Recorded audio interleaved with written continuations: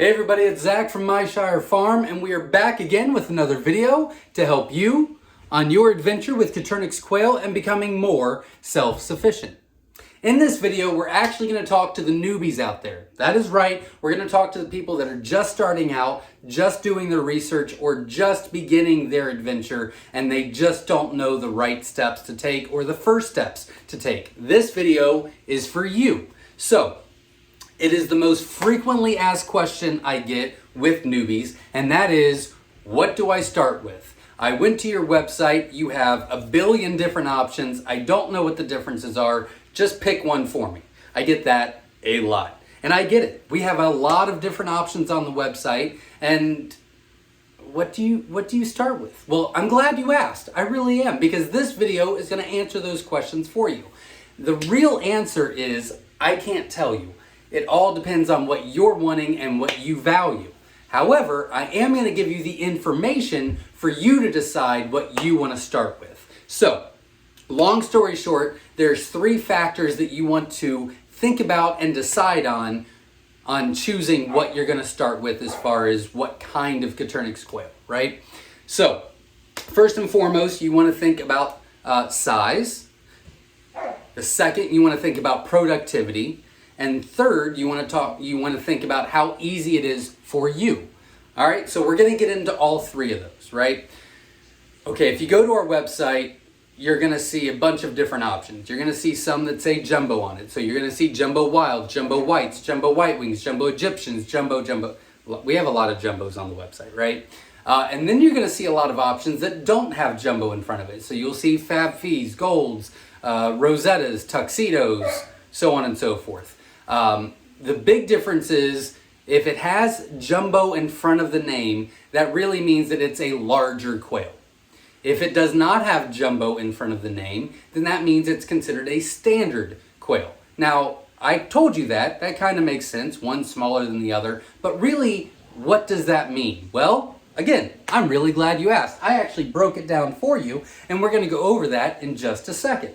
So, jumbo wilds, we're going to use the example of jumbo wilds, and we're going to use the example of sparklies. I did that for a big reason. Now, we are at the end of the year, we're replacing all of our breeders for next year, increasing our numbers, increasing our genetics and things like that, right? So we do all our numbers, we weigh everything, we track egg production, we track this, we track that, we track egg size, we do all this stuff, right? Okay, so a jumbo wild is the biggest jumbo out there.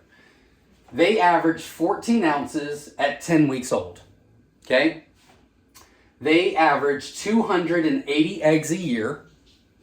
Their egg size on average is 15 grams. It usually goes up to about 18, but we also use a lot of smaller ones like the 13 and 14s. So 15 is actually the average, but you could easily get them up to 18 or 19 grams very easily.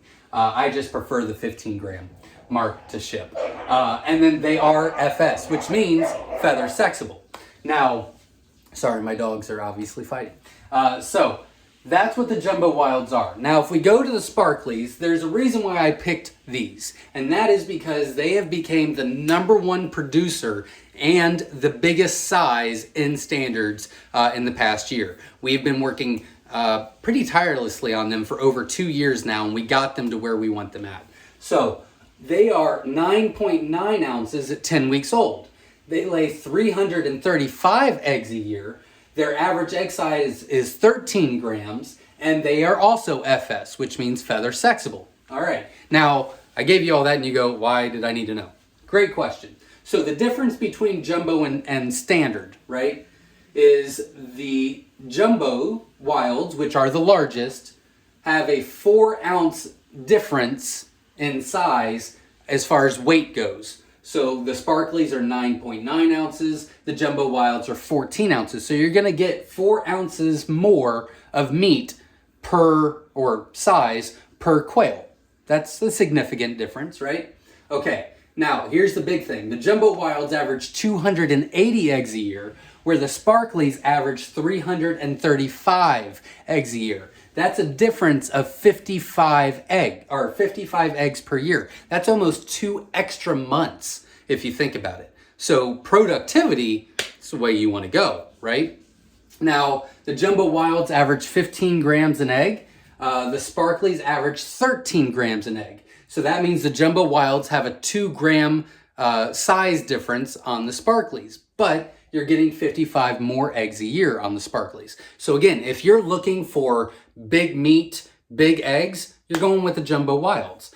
If you're looking for a decent sized meat and a lot of eggs, well, then you would want to go with the Sparkly, or a standard for that matter. And they're all pretty similar. Now, you know, the Jumbo Whites average like 13.5 ounces, but they do lay more eggs per year. And then, you know, the Jumbo White Wings are, I think, 12.5 ounces, and they lay more eggs per year. So all the Jumbos kind of vary in size, and so does the standards. But you can go to our website, and we have the description in each one of the pictures as far as what their averages are for the breeders. So it really depends on what you're wanting to start with. Do you want to start with size? Do you want to start with production?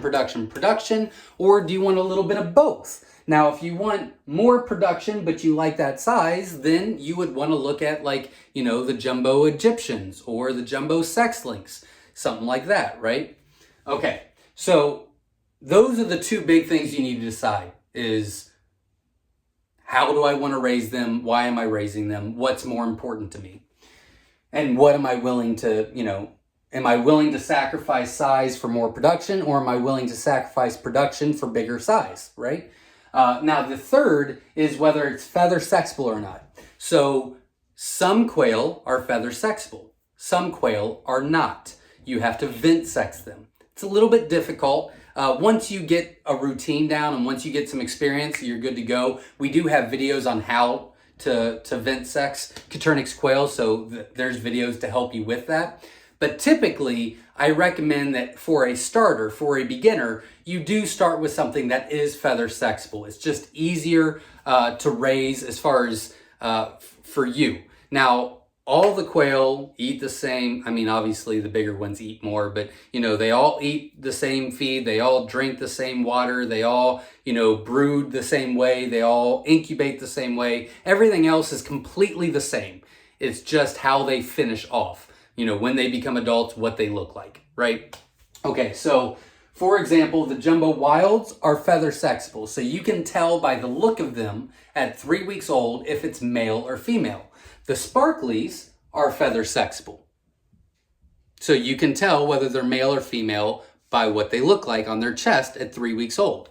Now, the Jumbo Whites, which are the second largest quail, and they produce more eggs, and they have a larger egg size, they're awesome, except for they're not feather sexable. So you have to pick every single one of them up and vent sex them. It's a little difficult for beginners. So that's why I don't necessarily recommend Jumbo Whites with beginners. But anyone that's doing quail for profit, anybody that's experienced with hatching and raising quail, I always recommend the Jumbo Whites. Always, always, always. They're amazing.